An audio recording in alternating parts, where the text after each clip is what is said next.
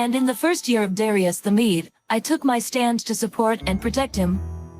Now then, I tell you the truth, 3 more kings will arise in Persia, and then a 4th, who will be far richer than all the others. When he has gained power by his wealth, he will stir up everyone against the kingdom of Greece.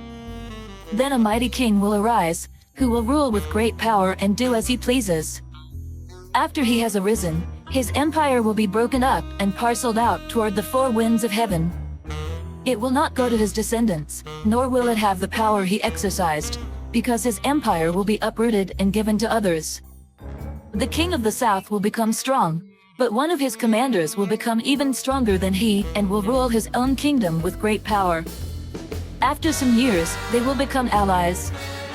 The daughter of the king of the south will go to the king of the north to make an alliance, but she will not retain her power, and he and his power will not last. In those days she will be betrayed, together with her royal escort and her father and the one who supported her. One from her family line will arise to take her place. He will attack the forces of the king of the north and enter his fortress. He will fight against them and be victorious. He will also seize their gods, their metal images and their valuable articles of silver and gold, and carry them off to Egypt. For some years, he will leave the king of the north alone. Then the king of the north will invade the realm of the king of the south, but will retreat to his own country. His sons will prepare for war and assemble a great army, which will sweep on like an irresistible flood and carry the battle as far as his fortress.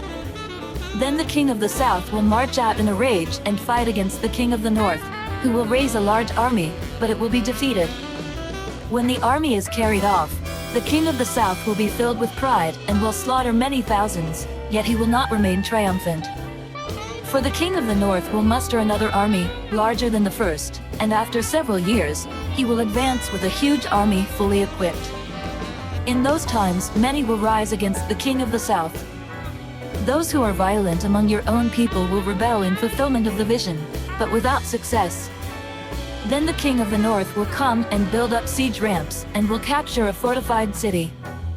The forces of the south will be powerless to resist, even their best troops will not have the strength to stand. The invader will do as he pleases, no one will be able to stand against him. He will establish himself in the beautiful land and will have the power to destroy it. He will determine to come with the might of his entire kingdom and will make an alliance with the king of the south. And he will give him a daughter in marriage in order to overthrow the kingdom, but his plans will not succeed or help him. Then he will turn his attention to the coastlands and will take many of them, but a commander will put an end to his insolence and will turn his insolence back on him. After this, he will turn back toward the fortresses of his own country but will stumble and fall, to be seen no more. His successor will send out a tax collector to maintain the royal splendor.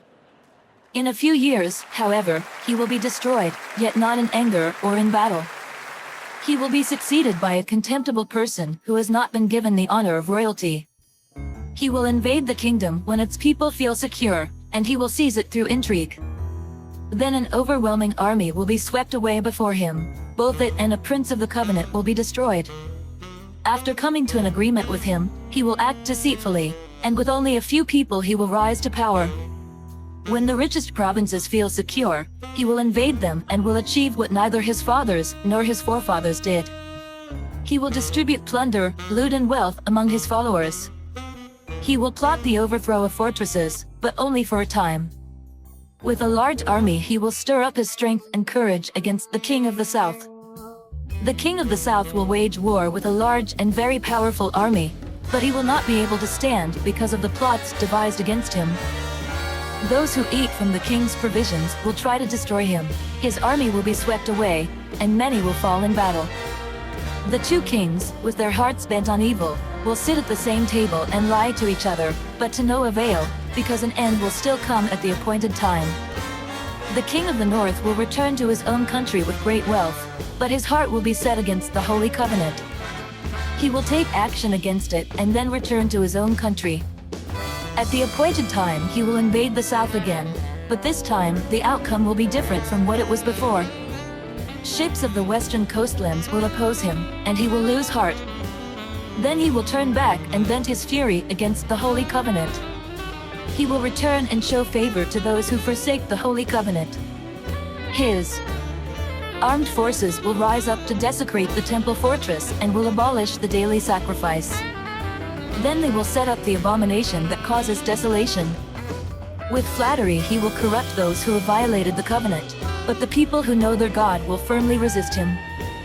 Those who are wise will instruct many, though for a time they will fall by the sword, or be burned, or captured, or plundered. When they fall, they will receive a little help, and many who are not sincere will join them. Some of the wise will stumble, so that they may be refined, purified, and made spotless until the time of the end, for it will still come at the appointed time. The king will do as he pleases. He will exalt and magnify himself above every god, and will say unheard of things against the God of gods. He will be successful until the time of wrath is completed, for what has been determined must take place. He will show no regard for the gods of his ancestors, or for the one desired by women, nor will he regard any god, but will exalt himself above them all. Instead of them, he will honor a god of fortresses, a god unknown to his ancestors he will honor with gold and silver, with precious stones and costly gifts. He will attack the mightiest fortresses with the help of a foreign god, and will greatly honor those who acknowledge him. He will make them rulers over many people, and will distribute the land at a price. At the time of the end the king of the south will engage him in battle, and the king of the north will storm out against him with chariots and cavalry, and a great fleet of ships. He will invade many countries and sweep through them like a flood. He will also invade the beautiful land.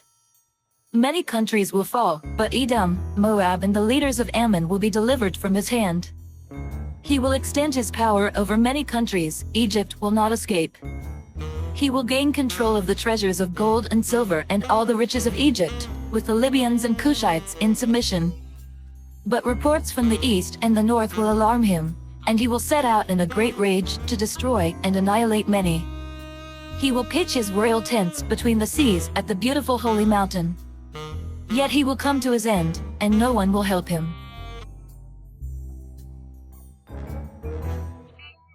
Come, follow me, and I will send you out to fish for people.